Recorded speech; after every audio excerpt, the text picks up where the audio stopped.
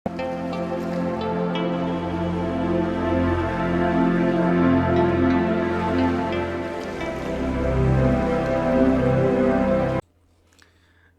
दोस्तों, हम हैं पूर्व जन्म की कहानियों के कथावाचक, past life regression expert, life and leadership coach Hitesh Chhabra.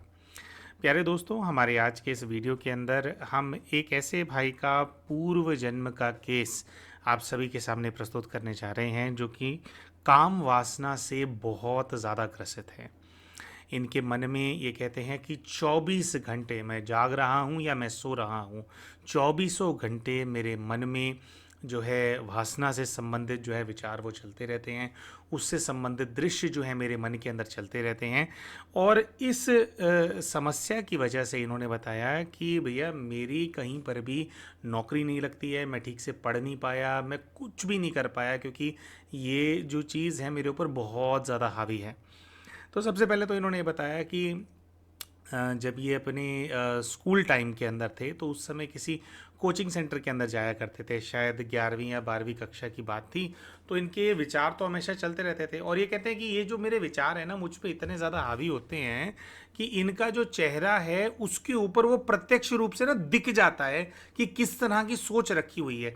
और ये कहते हैं मेरे जो आसपास की जितनी भी कन्याएं होती हैं, महिलाएं होती हैं, मैं उनको देखता रहता हूँ और गंदे तरीके से देखता रहता हूँ, जिसकी वजह से मेरे आसपास के जितने भी लोग होते हैं वो सभी मुझसे बहुत ज़्यादा अनकंफर्टेबल हो जाते हैं, ऐसा इन्होंने बताया। तो एक इन्होंने अपना स्कूल टाइम का किस्सा बताया था। जैसे हमने बोला कि 11वीं या 12वीं कक्षा में थे तो उस समय इनके कोचिंग सेंटर में कोई बहन है वो पढ़ती थी, तो उनको इन्होंने मतलब कहा कि मुझे तुमसे कुछ बात करनी है। और बात करने जब वो लगे, उन्होंने अकेले में इनसे बात करी, उनको था पता नहीं क्या बात करनी होगी, क्या बताना चाह रहा है। तो इन्होंने एक इस प्रकार की बात उनसे की कि वो लड़की जो है बहुत ज़्यादा घबरा गई इनकी बात सुन करके हैं। और वो जैसे वो घबरा गई तो उन्होंने क्या किया कि जैसे इन्होंने कुछ ऐसी बात बोली तो वो वहाँ से भाग करके चली गई।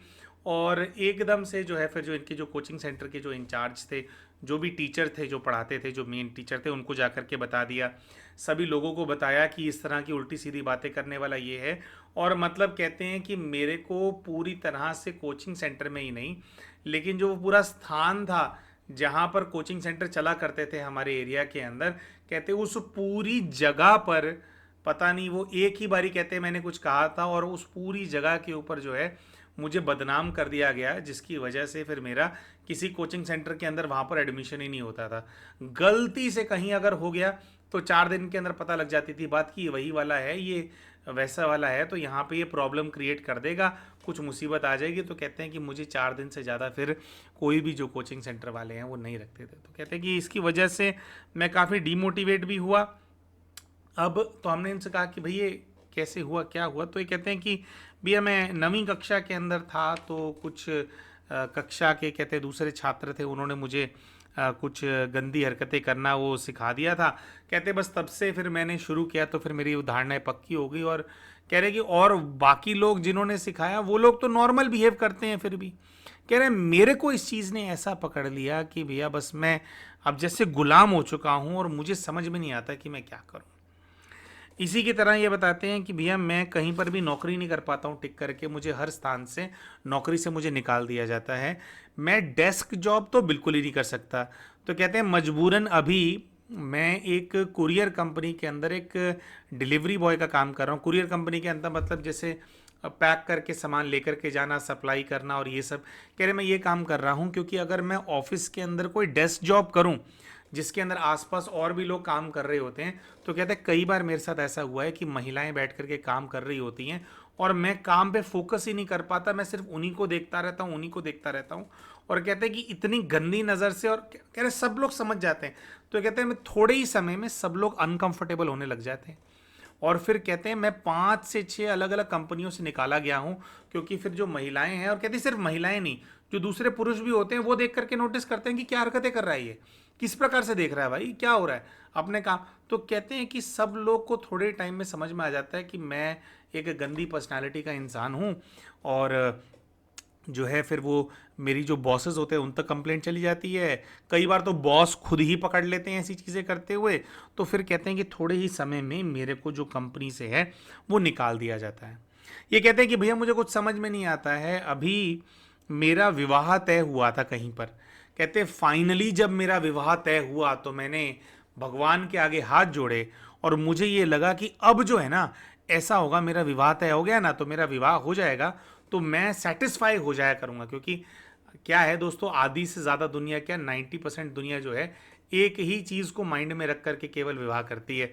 जिम्मेवारियां हैं उसके बारे में नहीं सोचेंगे, आगे जीवन में साथ देना है उसके बारे में नहीं सोचेंगे हैं, और क्या क्या रिस्पॉन्सिबिलिटीज टेकअप करनी पड़ती हैं, क्या स्ट्रेस आता है, क्या प्रेशर आता है, वो सब नहीं सोचते।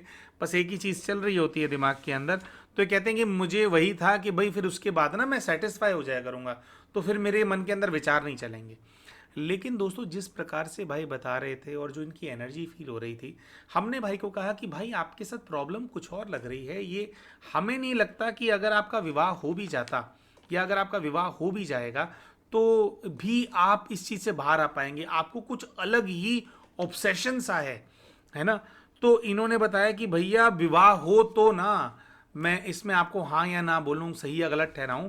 कहते कि भैया मेरा जिस कन्या से विवाह होने वाला था, तो पहले क्या हुआ, जब विवाह होने वाला था तो मेरे जो घर में कोई बुजुर्ग हैं उनकी मृत्यु हो गई, जिसके चलते जो विवाह है वो साल 2 साल टल गया।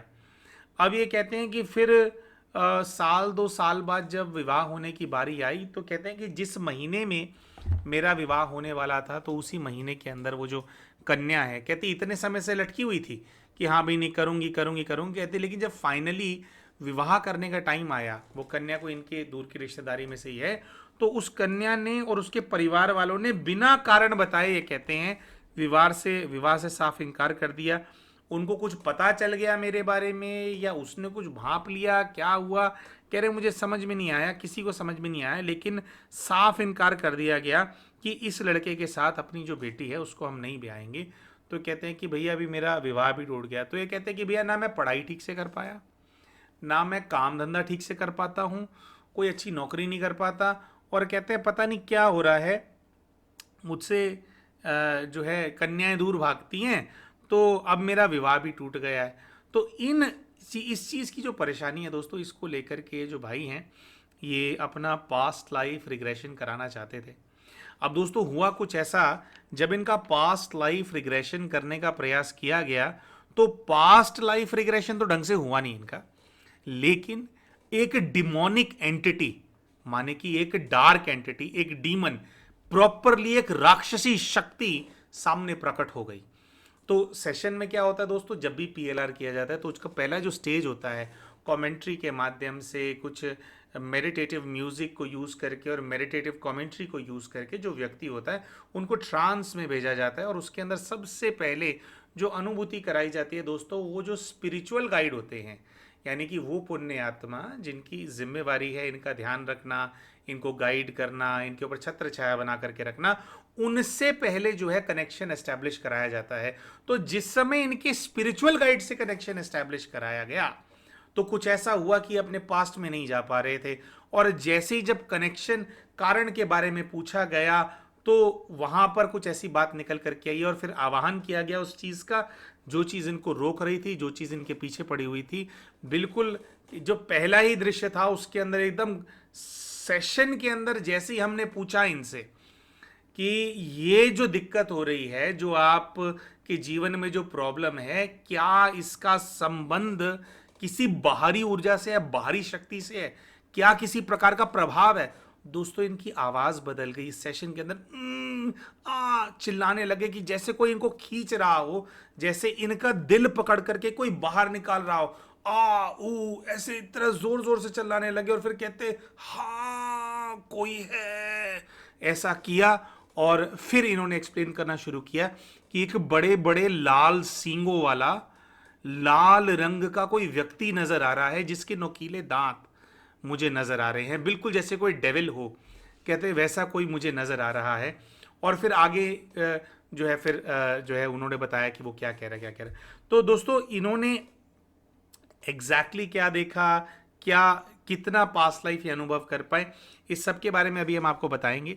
लेकिन उससे पहले दोस्तों एक छोटा सा अपडेट आप सभी के साथ हम साझा करना चाहते हैं दोस्तों।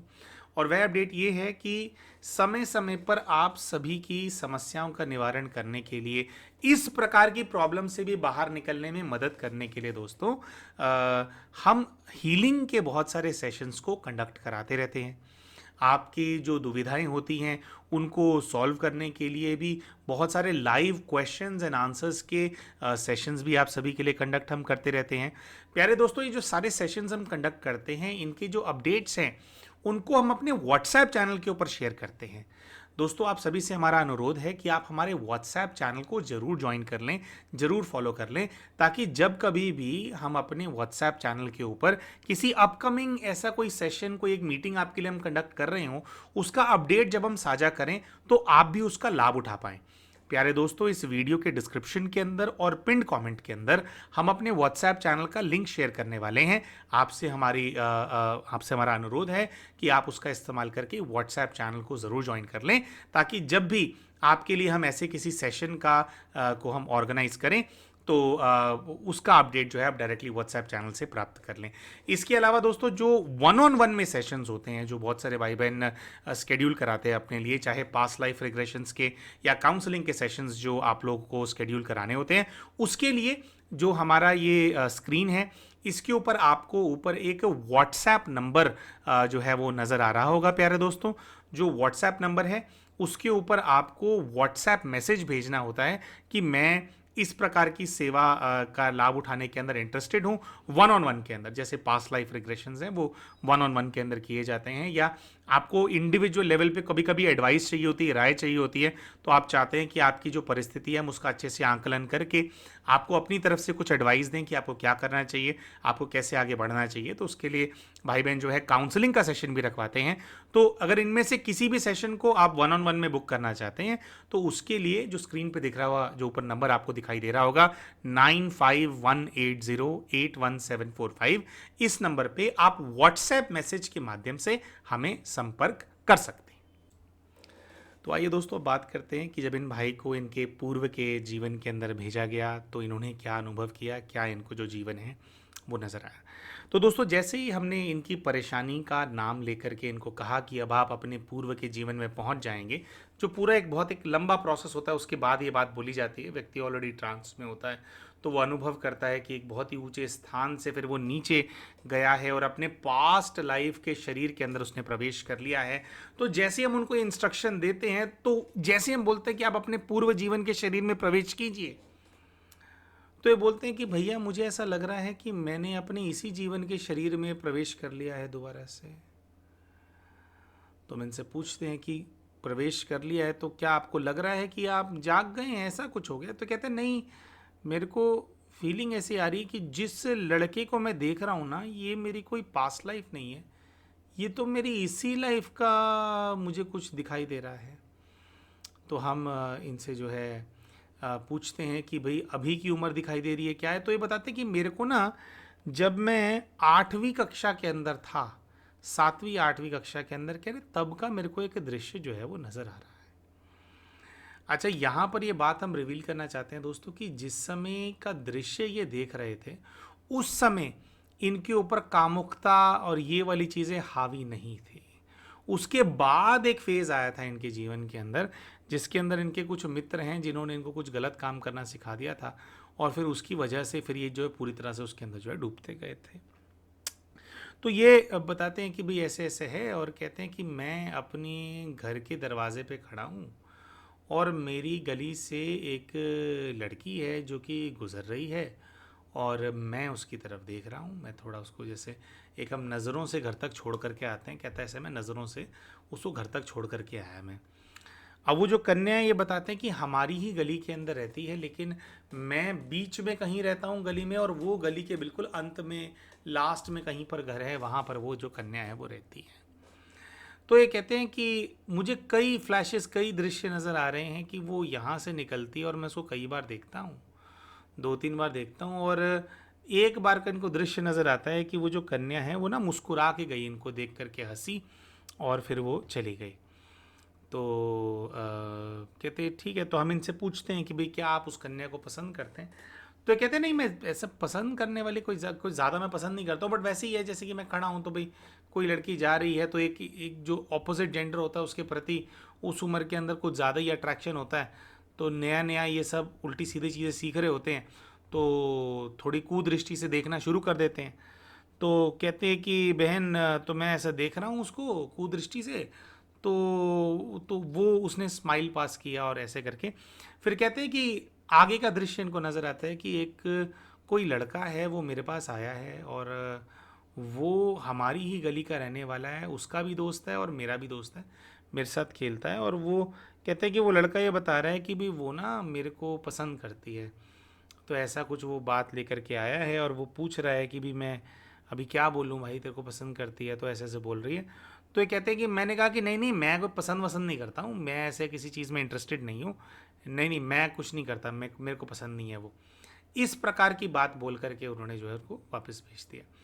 अभी इन्होंने कहा कि मैंने तो बहुत ही नॉर्मली जो है वो चीज़ किया है, लेकिन फिर कुछ ऐसा हुआ है कि जो लड़का मेरे पास उस कन्या का प्रपोजल लेकर के आया था, कह रहे कि वो जो लड़का है उसके खुद का एक शायद अफेयर हो गया है उसके साथ, और वो जो लड़की है ना उसके मेरे को देख करके जो भावना है वो बहुत ज़्यादा बदल गई है, वो थोड़ा नफरत सी करने लग गई है, कभी दिखती है तो गुस्से से देखती है।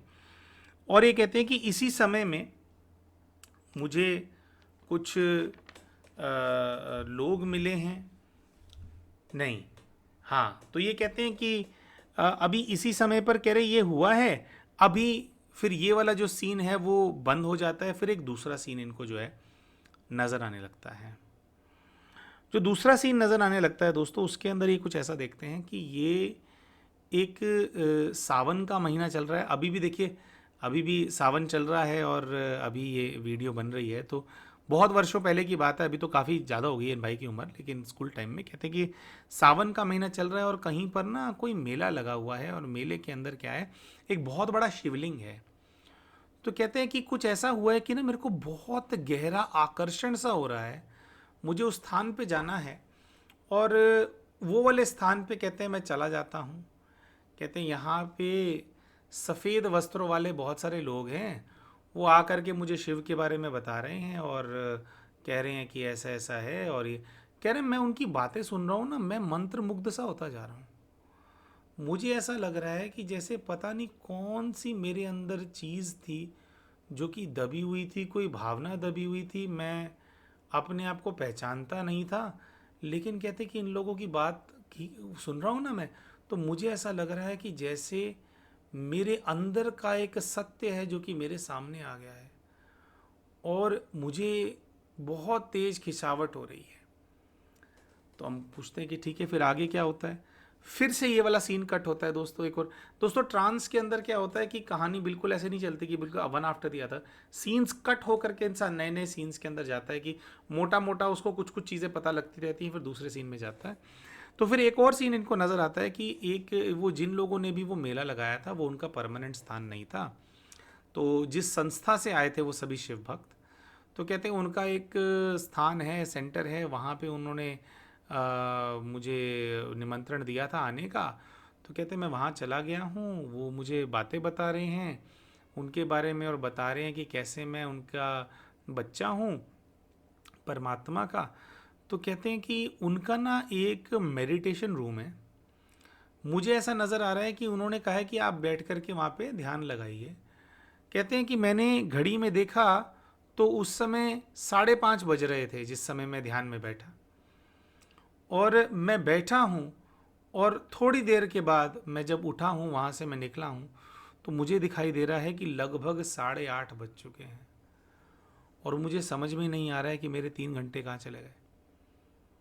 मैं बिल्कुल जैसे अंतर ध्यान हो गया था, लीन हो गया था एकदम परमात्मा के अंदर, बहुत गहरी अनुभूति। और कह रहे मेरे को ना एक परम आनंद की अनुभूति सी हो रही है, मैं पहली बार ही गया हूँ, ये क्या हो गया है मेरे को। ये कहते हैं कि ना मैं हर वक्त उसी स्थान के बारे में सोचता रहता हूँ, यही सोचता रहता हूँ कि मैं कब जाऊँगा, रोज़ क्लास करने जाना होता है। तो कहते हैं मैंने ना एकदम से ना रेगुलर मैं वहाँ क्लासेस करने लगा हूँ, अब मैं सुबह के समय भी जाता हूँ और शाम के समय भी जाता हूँ। जब ये 8वीं कक्षा में थे तब की बातें बता रहे, कह रहे सुबह भी जाता हूँ, शाम के अंदर भी जाता हूँ। कह रहे मैं जा रहा हूँ और जाते जाते जाते मेरे को ऐसी फीलिंग आई कि मैं ना पूरी तरह से डूब गया हूँ और मुझे ऐसा लग रहा है कि मुझे परमात्मा के लिए और उनके प्रति ही ना मेरा कुछ कर्तव्य है और मेरे को अपना जैसे पूरा जीवन समर्पित कर देना है। कह रहे मेरे को ऐसी भावना आ रही है। लेकिन ये कहते हैं कि मैं ना, फिर क्या हुआ कि जैसे वहाँ जाकर के ध्यान करता था तो घर पे भी करता था। कहते हैं फिर इनको दृश्य नज़र आता है कि अपने घर पे ध्यान कर रहे हैं, और जब ये घर पे ध्यान कर रहे हैं तो इनके मन में एक बहुत तेज डर आया। और वह ये आया कि अगर मैं इन लोगों के चक्कर में पड़ गया ना, ये जो हो रहा है मेरे साथ, ये जो इन लोगों के चक्कर में मैं पड़ गया ना, तो ना मेरे माँ बाप मुझसे छूट जाएंगे। मैं अपने माँ बाप को नहीं छोड़ सकता। नहीं नहीं नहीं नहीं, मैं अपनी माँ से बहुत प्यार करता हूँ, माँ को नहीं छोड़ सकता। कहते हैं मैं अचानक से अपने आप में इससे बात करने लग गया हूँ। और कहते हैं मेरे को ऐसा डर पैदा हुआ है वहाँ। कहते हैं जब मैं गया उन लोगों के संस्था में, तो उन लोगों ने मुझे सात्विक भोजन करना सिखाया, तो मैंने सात्विक भोजन करना शुरू कर दिया था। बिल्कुल तामसिक बिल्कुल छोड़ दिया, कोई उत्तेजना पैदा करने वाला भोजन नहीं करना। कह रहे मेरे ना अंदर ये एकदम तेज डर सा आया कि नहीं, मेरे माँ बाप छूट जाएंगे मुझसे। और कहते हैं जैसे ही ये मेरे को डर आया तो मैं इमीडिएटली देखता हूँ कि मैं खड़ा हुआ हूँ, मैं बाहर गया हूँ और एक जैसे कोई स्टॉल है जहाँ पर नॉनवेज बिकता है। कह रहे मैं वहाँ गया और वहाँ जा कर के मैंने नॉनवेज ही नॉनवेज खाया, नॉनवेज ही नॉनवेज खाया। कह रहा पागलों की तरह मैं नॉनवेज खा रहा हूँ। और यहाँ से फिर उनको होता है कि इसके बाद ही कुछ हुआ कि मेरा जो वो है अ, मेरा जो ये वाला फिर पार्ट जो है शुरू हुआ कि किसी ने मेरे को गलत काम करना सिखा दिया। तो फिर मैंने कह रहे कि मेरे को ना बस वो हो गया कि ध्यान नहीं करना भाई, मैं तो इसी में ही पागल हो गया हूँ, घंटों घंटों इसी में बैठा रहता हूँ। ध्यान नहीं करना भाई, अपना दिमाग यहाँ से हटाओ। तो कह रहे मैं सब कुछ कर रहा हूँ, बिल्कुल जो सिखाया गया उसका विपरीत कर रहा हूँ, मैं एकदम से जैसे विपरीत बुद्धि हो गया हूँ। कह रहे मैं मांसाहार करना शुरू कर दिया है, गलत काम करना शुरू कर दिया है मैंने। और कह रहे मैं एकदम से जैसे इस चीज़ के अंदर आ गया हूँ, तो और मैंने एकदम से वो चीज़ छोड़ दी है। दोस्तों यहाँ तक का जो दृश्य है इनको नज़र आया। और तो हमने जो है इनके सामने कई बार जैसे वहाँ पे ये सीन देख रहे थे तो उसको कई बार हमने प्रयास किया कि अपने पूर्व के जीवन के अंदर जाएं। और वो जो कन्या है ना, क्योंकि ये पूर्व के जीवन में नहीं गए थे, इसी जीवन का पूर्व का दृश्य ये जो है इनको नज़र आ रहा था। और सारी बात जो है अब अचानक से आध्यात्मिक होने के बाद एक डर पैदा होना और उसके बाद एकदम से विपरीत हो जाना। देखिए दोस्तों, जनरली जब कोई व्यक्ति किसी भी जब आध्यात्म के मार्ग में आगे बढ़ता है तो इतनी गहरी अनुभूतियां नहीं होती लोगों को, इतना ज़्यादा कोई डूबता नहीं है, एकदम से नहीं डूबते। धीरे धीरे हमें प्रैक्टिस करके हम लोग आगे बढ़ते हैं। लेकिन इस भाई के जो अनुभव थे वो बहुत ही दिव्य थे, बहुत ही अलौकिक थे। और बिल्कुल ऐसा था कि जैसे इनकी डेस्टिनी इनको मिल गई थी, लेकिन अचानक से डर पैदा हुआ और इन्होंने बिल्कुल अपना जो रास्ता है उसको बदल लिया। आज जब इन्होंने अपना रास्ता बदला उसके अंदर ये पूरी तरह से अपने आप को बर्बाद देखते हैं। हमने इनसे पूछा उसी स्थिति के अंदर कि आपने अपनी माँ के लिए किया था, तो आज अपनी माँ के लिए सेवा कर पा रहे हो क्या? और अगर आप आध्यात्म के रास्ते पे आप आगे बढ़े थे तो उसका मतलब ये थोड़ी कि आप अपने माँ बाप को छोड़ दोगे। ध्यान साधना करने का तो मतलब ये होता है कि जो हमारे जीवन की जो उलझनें होती हैं, जो हमारे अंदर जैसे जो जो विकृतियां पैदा हो गई होती हैं सबके अंदर समय के साथ, जैसे जैसे कलयुगी दुनिया आती है और आगे बढ़ती है तो ये सब तो आता है। तो जब हम ध्यान करते हैं, परमात्मा से योग लगाते हैं, तो वो सॉल्व होने लग जाता है। ये थोड़ी होता है कि आप अपना जो है, जो आपका घर है, गृहस्थी है, आप उसको छोड़ करके भाग जाओगे, मम्मी पापा को छोड़ दोगे, मम्मी पापा की सेवा करते ध्यान ही रह करके, तो ये कहाँ से आया? तो कहते कि पता नहीं क्या कैसे क्या आया है। और जब ये बात हम इनसे पूछ रहे थे तो इनको ना बार बार वो जो कन्या है उस कन्या के गुस्से वाली नजरें नजर आए, बार बार उस कन्या की गुस्से वाली नजरें नजर आए। यहां पर फिर हमने उनको जो है थोड़ा पुश किया कि आपको जानना है कि भाई इससे हमारा क्या हिसाब किताब था। तो यहां से अभी यहां तक के दृश्य देख करके इनको वापस जो है दोस्तों इनके स्पिरिचुअल गाइड के पास भेजा जाता है। तो स्पिरिचुअल गाइड के पास जब भेजा जाता है दोस्तों, तो फिर उनसे पूछा जाता है कि ये जो सब कुछ हुआ, क्या इसका इनके पूर्व जीवन से कोई संबंध है? तो स्पिरिचुअल गाइड उसके ऊपर जवाब नहीं देते। पूछा जाता है कि इनके जीवन के अंदर ये जो कामुकता और ये सब कुछ जो आ गया, क्या इसका उस कन्या से संबंध है जो बार बार इनको नजर आ रही थी? उसके ऊपर जवाब आता है हाँ। तो फिर हम बोलते हैं कि उस कन्या से जो भी हिसाब किताब था, उससे जुड़े हुए पूर्व जीवन में क्यों नहीं जा पा रहे हैं? तो फिर से कोई जवाब नहीं आता है। अब दोस्तों हम इनसे ना एक प्रश्न पूछते हैं, और प्रश्न पूछते हैं कि क्या ये जो अपने पूर्व जीवन को एक्सेस नहीं कर पा रहे हैं, पास्ट लाइफ का हिसाब किताब नहीं देख पा रहे, क्योंकि इस जीवन में तो बस मना किया था ना, कन्या को मना किया और उसने दूसरा बॉयफ्रेंड बना लिया, तो इसके पीछे क्यों पड़ गई है वो, या उसने कुछ ऐसा कुछ क्या हो गया, क्यों दिख रही है वो बार बार? तो उसके अंदर हमने पूछा कि क्या इनको इनके पूर्व जीवन में जाने से कोई बाहरी शक्ति है, कोई ऊर्जा है जो रोक रही है? क्या ऐसा कुछ हो रहा है? दोस्तों जैसे ही ये बात बोली गई, इन भाई की आवाज बदल गई। इन्होंने ऐसी आवाज निकालना शुरू किया जैसे कि ना बहुत ज्यादा दर्द में कर्रा रहे हो। ऐसे ऐसे जैसे पता नहीं क्या कोई खींच रहा हो, कोई किसी ने इनके सर पे पैर रख दिया हो, ओए बहुत ज्यादा कर्रा करके, और कहते करते अचानक से बोलते हाँ कोई रोक रहा है। तो ऐसे इन्होंने बोला।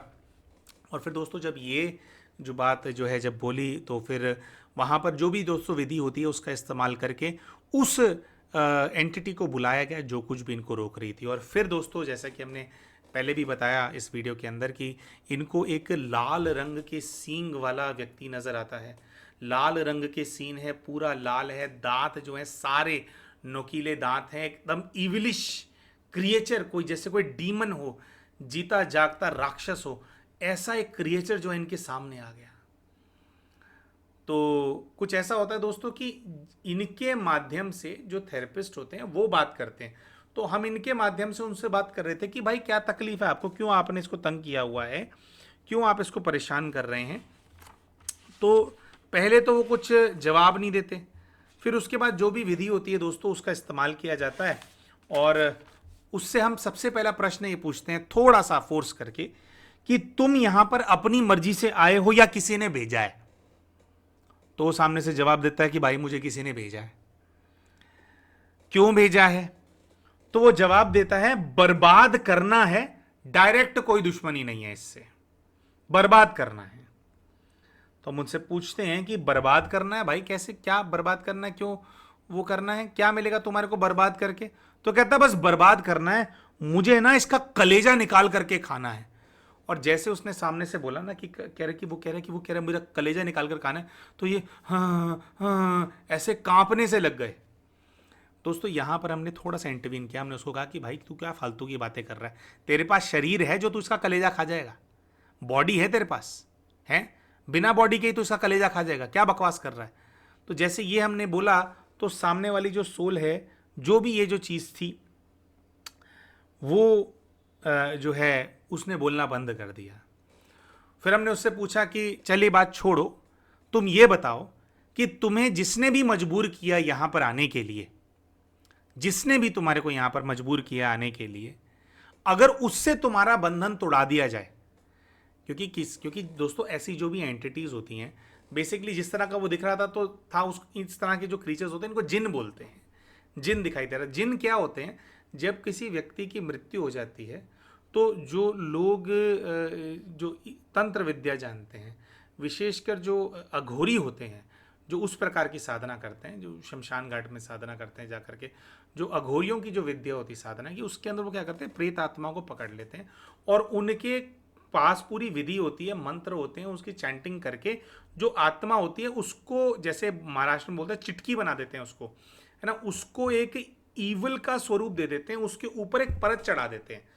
तो आत्मा को एक गलत काम करने के लिए, बांधने के लिए उसको एक नया स्वरूप दे देते हैं, ताकि उस स्वरूप को तोड़ करके वो अगला जन्म ना ले लें। वो जब तक उस स्वरूप के अंदर फंसी रहती है तब तक जो है वो जिन बन करके घूमते हैं, और वो जिन लोगों ने उनको बांध रखा होता है उनके काम करते रहते हैं इस प्रकार से।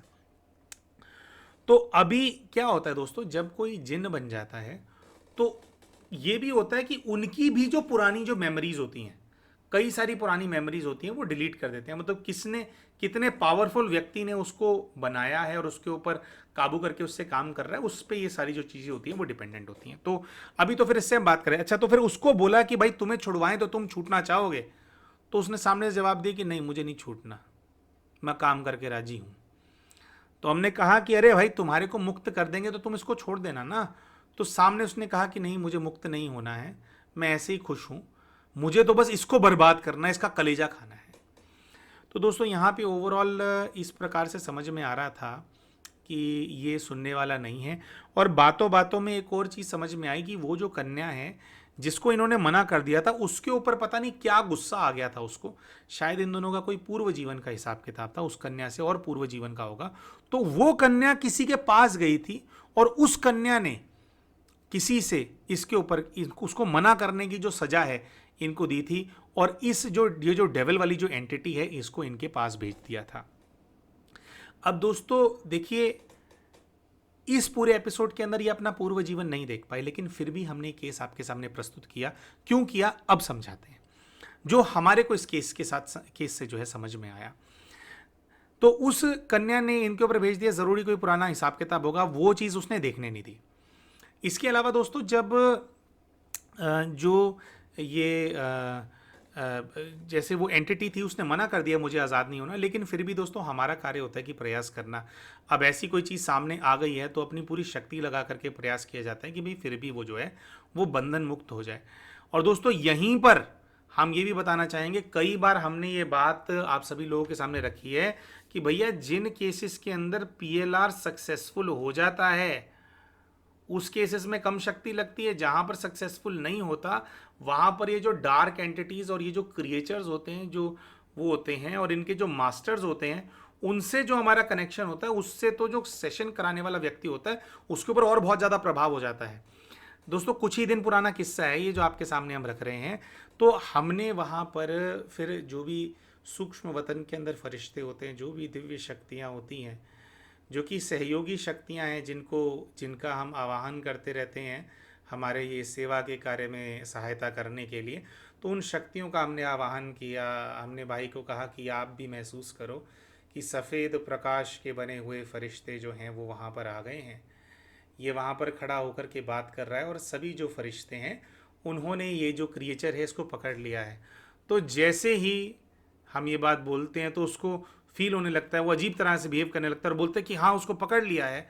और फिर हम एक बहुत देर तक दोस्तों वहाँ पर एक मेडिटेटिव एक प्रैक्टिस कराते हैं कि जो सारे फरिश्ते हैं ये अपनी शक्ति का इस्तेमाल करके परमात्मा से और शक्ति ड्रॉ कर रहे हैं, और ये जो भी आत्मा है यहाँ पे जो इस रूप के अंदर है इसको इसके बंधन से मुक्त कर रहे हैं। इसको जो इसका ये डेविलिश जो स्वरूप है इस स्वरूप को ख़त्म कर रहे हैं, उसको क्लीन कर रहे हैं। दोस्तों जैसे जैसे हम ये साधना करा रहे थे, लिटरली आप मानिएगा हमारे को ऐसा अनुभव हो रहा था कि जैसे कंप्यूटर में से कुछ हाथ निकल करके आ गए हैं और हमारा जो सर है उसके अंदर जाने का प्रयास कर रहे हैं। अब दोस्तों पूरा तो क्या बताएं, अभी देखिए जहाँ पे हम ये काम करते हैं, जो भी करते हैं, तो हमारे पास क्या है कि हमारे जो जो इष्ट हैं और जो देवीय शक्तियाँ हैं उनकी जो चित्र हैं वो बहुत सारे हम लगा करके रखते हैं। यहाँ धूप दीप बत्ती भी करते हैं और जो भी है उनका आवाहन करते रहते हैं, उनकी स्मृति में रहते हैं। तो हमारे पास क्या है, मदद रहती है बहुत ज़्यादा। लेकिन लिटरली ऐसा फील हुआ कि जैसे वो हमें अपने कब्जे में करने का प्रयास कर रहा है, कर नहीं पा रहा है, और हमारे को जैसे पूरा हिलाने का प्रयास कर रहे हैं। इतनी पावरफुल फोर्स वहां पे आ रही थी। और करते करते करते करते जैसे जैसे हम प्रयास कर रहे थे, अचानक से उन्होंने कहा कि वो गायब हो गया, वो चला गया है। और उन्होंने कहा, लेकिन हमारे को वो जो है अभी भी थोड़ा थोड़ा फील हो रहा था। तो थोड़ी देर के अंदर जो हमारे और अभ्यास होते हैं वो करना, हमने अपनी आत्मिक स्मृति के अंदर सर्वशक्तिवान का अभ्यास करना शुरू किया और कई अभ्यास हमने करने शुरू किए। तो हमारे को एकदम से फिर फील हुआ कि जैसे यहाँ से वो चीज़ गायब हो गई। और भी कुछ विधि होती हैं जो मौरों को भी बताते हैं कि आपके घर में अगर ऐसा कुछ हो तो भी आपको क्या करना चाहिए। तो वो थोड़ा सा हमने खुद किया तो हम एकदम जो है एकदम प्रभाव डाल नहीं पाए, मतलब बच गए उस चीज़ से। बट इतना ज़्यादा फोर्स से कि लिटरली फील हो, तो मतलब कुछ बहुत ही पावरफुल, जो भी वो डेविल है, या तो डेविल बहुत पावरफुल था वो, या उसका जो मास्टर है वो बहुत पावरफुल था। क्योंकि उसके बंधन से हम तोड़वा रहे थे। तो जिस भी मास्टर के पास वो डेविल बंधा हुआ होगा, अरे भाई उसका तो नौकर चला जाएगा ना। तो वहां से ऐसा भी होता है, शायद उस व्यक्ति को पता लग गया हो कि कोई इसको तोड़वा रहा है, छुड़वा रहा है, तो उसने कुछ करना शुरू कर दिया, तो वो प्रभाव हम तक आ रहा था। बहरहाल तो ये सब कुछ हुआ और वहां से गया। तो फिर हमने जो स्पिरिट गाइड हैं और जो वहाँ फरिश्ते हैं उनसे पूछने के लिए कहा कि वो जो आत्मा है वो जो चली गई है, क्या वो बंधन मुक्त हो गई है? तो सामने से जवाब आया नहीं। क्या आपको छोड़ करके चली गई है, आपको परेशान नहीं करेगी? तो सामने से जवाब आया नहीं, परेशान करेगी। अभी वो यहां से चला गया है ना, अभी वो यहां से चला गया, क्योंकि सब उसके पीछे पड़ गए थे सारे फरिश्ते उसको बंधन करने के लिए। एक ये भी चीज़ होती है इसके अंदर दोस्तों कि जब जो लोग ऐसी चीज़ों को बनाते हैं और उनको कंट्रोल करते हैं ना, जब उनको ऐसी चीज़ दिखने लगती है ना कि अरे भाई उसको छुड़ा लेगा कोई, तो वो उसको वापस खींच लेते हैं। तो हो सकता है जिस भी अघोरी या जिस भी तांत्रिक के साथ वो चीज़ बंधी हुई होगी, जिसने भेजा होगा, उन्होंने उस चीज़ को वापस खींच लिया अपने पास कि भाई मेरे पास ही रहे। तो वो वहाँ से जो है वो जो एंटिटी है वहाँ से वो जो है चली गई। तो अभी ये सब कुछ यहाँ पे दिखाई दे रहा था। तो फिर जो स्पिरिट गाइड है उन्होंने इनको कहा कि भैया जो है इनके साथ जो है ये अभी भी तंग करेगा, इसके साथ हिसाब किताब ख़त्म नहीं हुआ है और जल्दी से हिसाब किताब ख़त्म होना है भी नहीं। दोस्तों ये जो पूरा प्रकरण है इसके अंदर वो जो एंटिटी थी उससे पूछा गया था कि क्या तुम्हारा कोई डायरेक्ट हिसाब किताब है? उसने मना कर दिया था। दोस्तों एक्चुअली में ऐसा होता नहीं है। आमूमन तौर पे ऐसा होता है, जब भी ऐसा केस देखा जाता है, वो कन्या जो किसी ऐसे डार्क मैजिक करने वाले व्यक्ति के पास गई कि भाई इसको सबक सिखाना है, उस कन्या का भी इनके साथ हिसाब किताब होगा। जिस भी तांत्रिक के पास या अघोरी के पास वो गई होगी ये करवाने के लिए, उस व्यक्ति का भी इनसे हिसाब किताब होगा। और जिस शक्ति को भेजा गया उसका भी इनके साथ हिसाब किताब होगा पूर्व जीवन का। बस वो जो शक्ति होती है, क्योंकि उसका रूप परिवर्तित कर दिया, तो कितनी बार फिर उनको वो याद ही नहीं रहता। बस उनको ये पता है कि मेरा ये काम है, वो अपने जिन वाले रूप में है उतना ही पता है जितना उसका मास्टर उसको कहता है। तो ये 3 था और स्पिरिट गाइड ने भी कंफर्म किया कि इन सब का हिसाब किताब है और अभी ये छोड़ेंगे नहीं इसको। अभी तो ये चलता रहेगा, चलता रहेगा, चलता रहेगा। और ये करके जो है ये जो फिर अपना जो ट्रांस है उसमें से जो है ये बाहर आ गए। दोस्तों इनकी जो परिस्थिति है यहाँ पर, इसका हमने भी कुछ आकलन किया और हमने इनको समझाया कि देखिए क्या होता है कि जब आपने अपने पूर्व जीवन के अंदर किसी ईश्वरीय शक्ति की साधना की होती है, तो होता क्या है कि जब भी कोई बड़ी आपदा आपके ऊपर आने वाली होती है ना, बहुत बार क्या होता है कि वो ईश्वरीय शक्तियां ना आपको अपने पास खींच लेती हैं, अपनी छत्र छाया में आपको पुकारती हैं। तो जब आप वहां गए, जो भी आप सेवा केंद्र पे आप गए थे, आपको सावन के महीने में जो आपको जो मेला है वो शिव का मेला आपको नजर आया था, शिवलिंग आपको बहुत बड़ा नजर आया था। तो हमने कहा उनको ये बात कि हमारा अंदाजा ये है, जो हमने समझा कि आपने ना, आप शिव भक्त रहे होंगे पूर्व जीवनों के अंदर, आपने शिव की साधना बहुत ज़्यादा की होगी।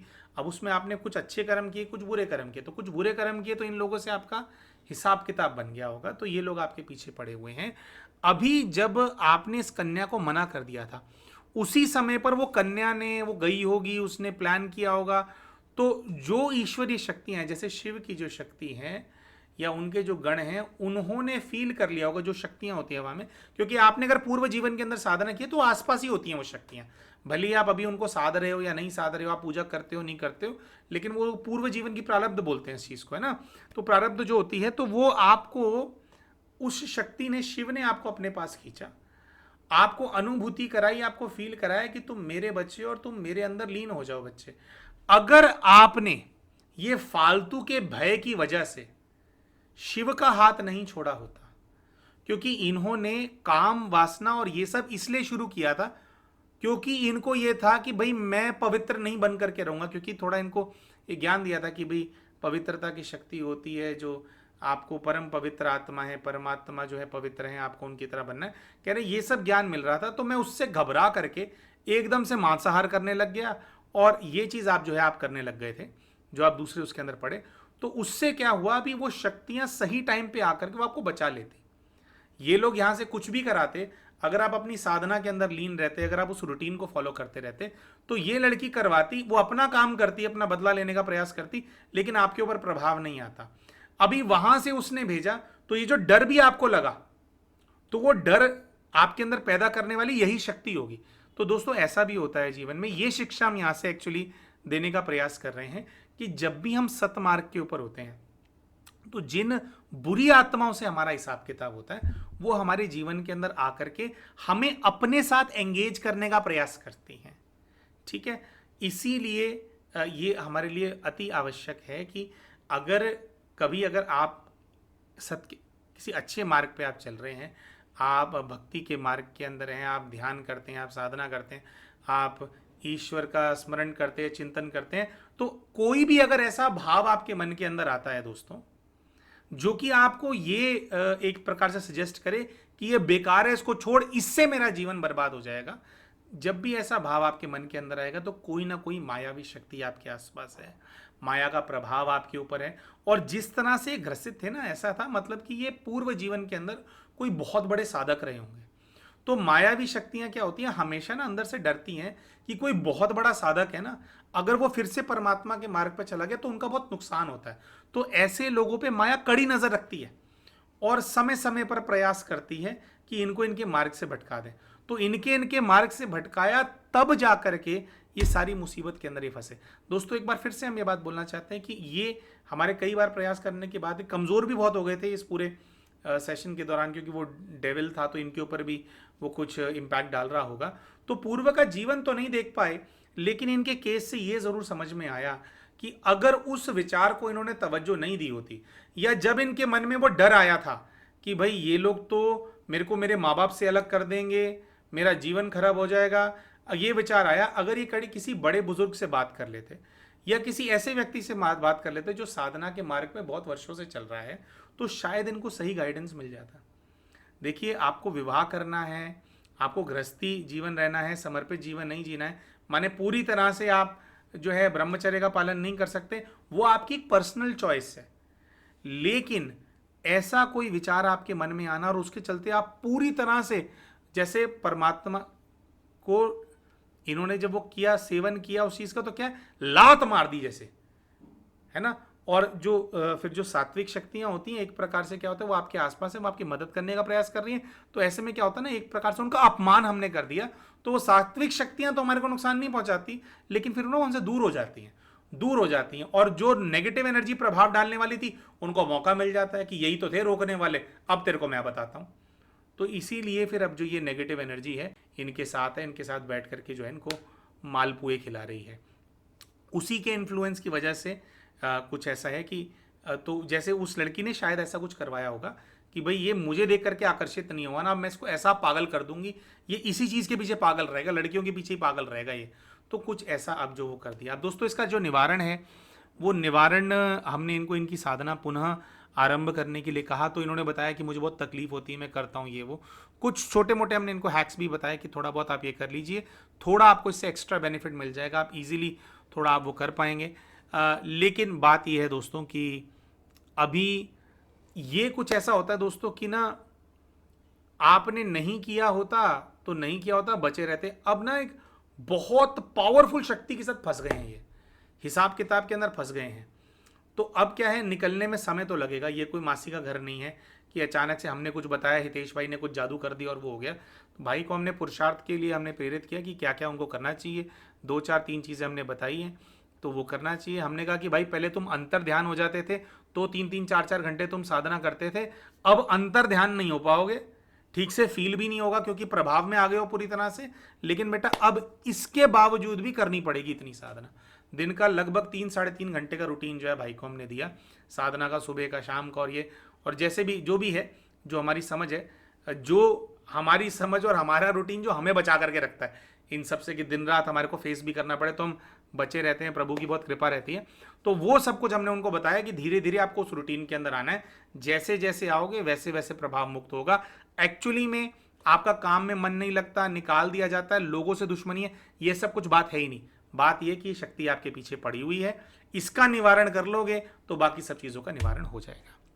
ये था प्यारे दोस्तों हमारा आज का पास्ट लाइफ रिग्रेशन का केस। हम आशा करते हैं कि आप सभी को ये केस बहुत पसंद आया होगा। वीडियो पसंद आई हो तो वीडियो को लाइक ज़रूर करें दोस्तों।